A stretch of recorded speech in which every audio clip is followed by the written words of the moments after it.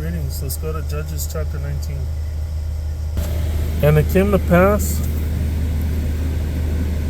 in those days, when there was no king in Israel, that there was a certain Levite sojourning on the side of Mount Ephraim, who took to him a concubine out of Bethlehem, Judah. And his concubine played the whore against him, and went away from him unto her father's house to Bethlehem, Judah, and was there 4 whole months. And her husband arose and went after her to speak friendly unto her, and to bring her again, having his servant with him, and a couple of asses. And she brought him into her father's house, and when the father of the damsel saw him, he rejoiced to meet him. And his father-in-law, the damsel's father, retained him, and he abode with him 3 days. So they did eat and drink and lodge there. And it came to pass on the 4th day, when they arose early in the morning, that he rose up to depart. And the damsel's father said unto his son-in-law, Comfort thine heart with a morsel of bread, and go afterward your way. And they sat down and did eat and drink, both of them together. For the damsel's father had said unto the man, Be content, I pray thee, and tarry all night, and let thine heart be merry. And when the man rose up to depart, his father-in-law urged him. Therefore he lodged there again. And he arose early in the morning on the 5th day to depart. And the damsel's father said, Comfort thine heart, I pray thee. And they tarried until afternoon. And they did eat, both of them. And when the man rose up to depart, he and his concubine and his servant, his father-in-law, the damsel's father, said unto him, Behold, now the day draweth toward evening. I pray you tarry all night. Behold, the day groweth to an end. Lodge here, that thine heart may be merry, and to morrow get you early on your way, that thou mayest go home. But the man would not tarry that night, but he rose up and departed, and came over against Jebus, which is Jerusalem, and there were with him 2 asses saddled. His concubine also was with him. And when they were by Jebus, the day was far spent, and the servant said unto his master, Come, I pray thee, and let us turn into this city of Jebusites, and lodge in it. And his master said unto him, We will not turn aside hither into the city of a stranger, that is not the children of Israel. We will pass over to Gibeah. And he said unto his servant, Come, and let us draw near to one of these places to lodge all night, in Gibeah or in Ramah. And they passed on and went their way, and the sun went down upon them when they were by Gibeah, which belongeth to Benjamin. And they turned aside thither to go in and to lodge in Gibeah. And when he went in, he sat him down in the street of the city, for there was no man that took them into his house to lodging. And behold, there came an old man from his work out of the field at even, which was also of Mount Ephraim, and he sojourned in Gibeah. But the men of the place were Benjamites. And when he had lifted up his eyes and saw a wayfaring man in the street of the city, and the old man said, Whither goest thou, and whence comest thou? And he said unto him, We are passing from Bethlehem, Judah, toward the side of Mount Ephraim. From thence am I, and went to Bethlehem, Judah, but I am now going to the house of the Lord, and there is no man that receiveth me to house.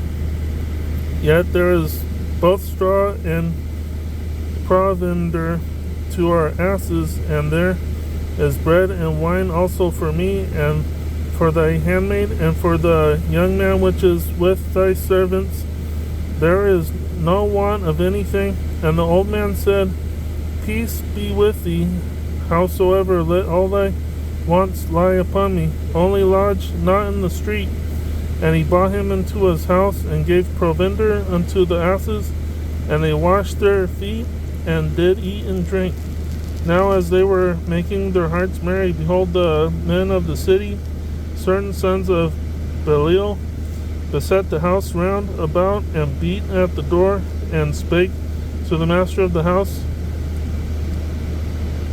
The old man saying, Bridge forth the man that came into thy house, that we may know him. And the man, the master of the house, went out unto them, and said unto them, Nay, my brethren, nay, I pray you, do not so wickedly, seeing that this man is come into mine house. Do not this folly. Behold, here is my daughter, a maiden, and his concubine. Them I will bring out now. Humble ye them, and do with them what seemeth good unto you. But unto this man do not so vile a thing. But the men would not hearken to him. So the man took his concubine, and brought her forth unto them, and they knew her, and abused her all the night until the morning. And when the day began to spring, they let her go. Then came the woman in the dawning of the day, and fell down at the door of the man's house, where her lord was, till it was light. And her lord rose up in the morning, and opened the doors of the house, and went out to go his way. And behold, the woman, his concubine, was fallen down at the door of the house, and her hands were upon the threshold. And he said unto her, Up, let us be going. But none answered. Then the man took her up upon an ass, and the man rose up, and gat him unto his place.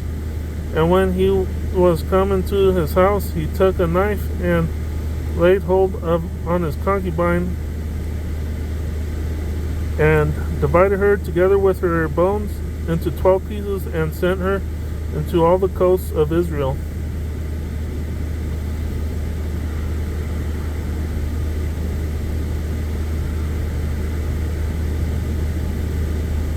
And it was so that all that saw it said, There was no such deed done nor seen from the day that the children of Israel came up out of the land of Egypt unto this day. Consider of it, take advice, and speak your minds. So, this was a time when none of these people in the 12 tribes, they had any guidance. They did what they saw was what they thought was that they did what they thought was good. But this guy, I don't know how he saw it as good, but he went with his wife over to a city on the way to some city in Ephraim, and then on the way to the Ephraim place, he or whatever that's called, he settled down to rest in the city, and no one was taking him in. So a man took him in, and his concubine, and the man wanted to rape the man. So the man that was keeping them, he said, do what you please with the concubine of the man. And they ended up raping the concubine and torturing the concubine. And the concubine was left at the door, all tired, mangled, bruised, whatever, And like now times when people get raped, they sometimes collapse, or they collapse by their door or by a door, and so the the lord of the concubine found her, and he said, let's get up and go. And so when he took her up on the donkey, something went terribly wrong, where he cut her up into pieces, perhaps because he thought she messed around, or maybe it's because he didn't want to come to the city as a coward, because or as a guy that backed down and was a coward, because I think from what I've seen, they let these men rape her. So he probably didn't want to go to the city and be of Ephraim and be known as a coward. Let's see. I think a few words that I've learned is when they say and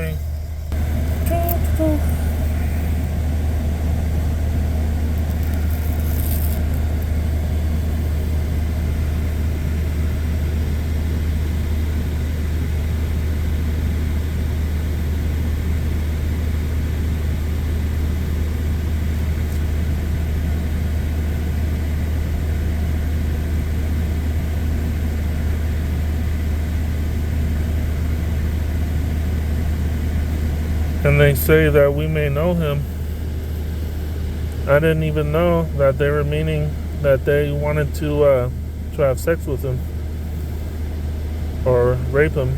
Well, I'll find out later, but it either means rape or have sex with him when they say they wanted to. Where's it?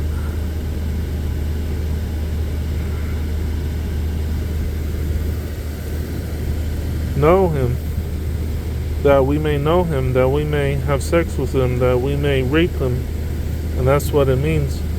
So yeah, that was what he did. He probably cut her up because he didn't want anybody to know that that he let his woman get raped, and that he was a coward and couldn't defend his woman, or either that, or he thought she messed around while he was sleeping or whatever. I don't know how to interpret everything, but yeah, that's what I got from it. Thank you for chiming in, and have a good night. That was Judges chapter 19.